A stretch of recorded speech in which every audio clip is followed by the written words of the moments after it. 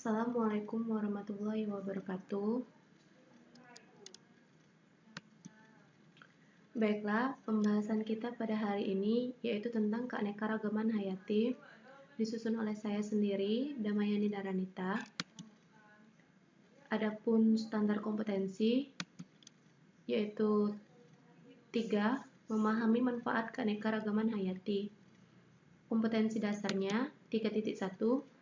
Mendeskripsikan konsep keanekaragaman gen, jenis, ekosistem melalui kegiatan pengamatan. Nah, adapun tujuan pembelajaran kita, setelah pembelajaran hari ini, diharapkan siswa itu mampu yang pertama yaitu menjelaskan konsep keanekaragaman hayati Indonesia. Yang kedua yaitu menjelaskan 3 tingkatan keanekaragaman hayati Indonesia. Sekarang coba kalian amati antara kedua gambar. Ada gambar A dan ada gambar B.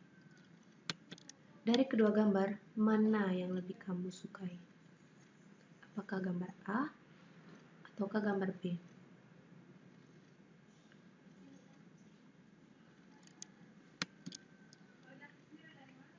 Gambar A dan gambar B, di antara kedua gambar ini, mana yang lebih kamu sukai?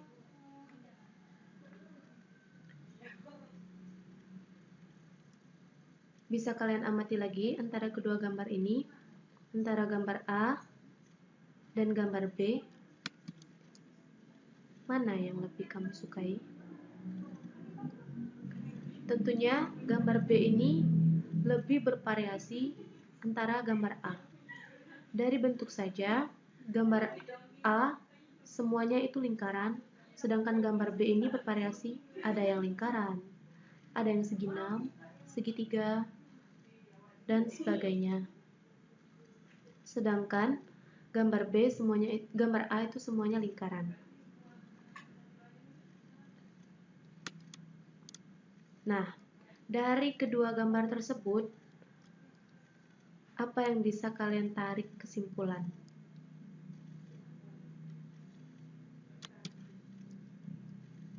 Tentunya gambar itu bervariasi dan beraneka ragam, warnanya juga berbeda-beda. Jadi, berdasarkan gambar, apa sih keanekaragaman hayati itu?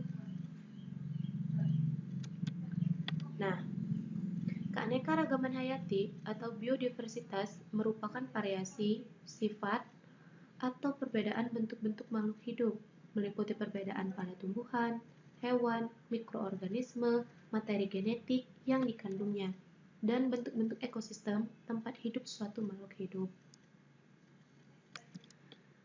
Tingkat keanekaragaman hayati itu sendiri ada 3, yaitu gen, spesies, dan ekosistem. Yang pertama yaitu keanekaragaman gen. Keanekaragaman gen adalah variasi susunan gen dalam suatu spesies. Variasi susunan gen dalam satu spesies berarti dalam satu gen itu berbeda-beda. Dalam satu spesies itu berbeda-beda. Contohnya, satu spesies tapi dia berbeda pada bunga atau pada tumbuhan, di mana ketiga gambar ini ada yang berwarna merah, ada yang berwarna pink, dan ada yang berwarna putih. Berbeda bukan? Pada hewan, ada yang bermata merah, ada yang bermata putih. Selanjutnya, pada manusia juga bisa kita temukan. Ada yang berambut pendek, dan satu gambarnya ini berambut panjang. Bisa dilihat lagi, matanya berwarna biru, dan yang satunya berwarna coklat. Nah, yang kedua yaitu keanekaragaman spesies. Apa sih keanekaragaman spesies itu? Spesies atau jenis itu memiliki pengertian individu yang mempunyai persamaan secara morfologis, anatomis, fisiologis, dan mampu saling kawin dengan sesamanya. atau biasa disebut dengan interhibridisasi, yang menghasilkan keturunan yang fertil atau subur untuk melanjutkan generasinya. Keanekaragaman jenis menunjukkan seluruh variasi yang terdapat pada makhluk hidup antar jenis.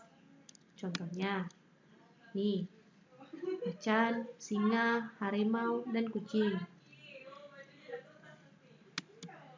Contoh selanjutnya bisa kita lihat pada kupu-kupu. Variasinya berbeda, bukan? Ada yang berwarna merah, ada yang berwarna orange, biru, berwarna kuning, dan masih banyak lagi. Yang ketiga yaitu keanekaragaman ekosistem. Keanekaragaman yang timbul karena adanya interaksi antar lingkungan abiotik tertentu dengan sekumpulan makhluk hidup tertentu. Contoh dari ekosistem yang pertama yaitu ekosistem Decidosius. Bisa kalian lihat pada gambar. Ini adalah hutannya. Kedua yaitu pada tundra, ekosistem tundra. Yang ketiga ekosistem terumbu karang, di mana banyak sekali terdapat berbagai jenis spesies atau makhluk hidup di dalamnya.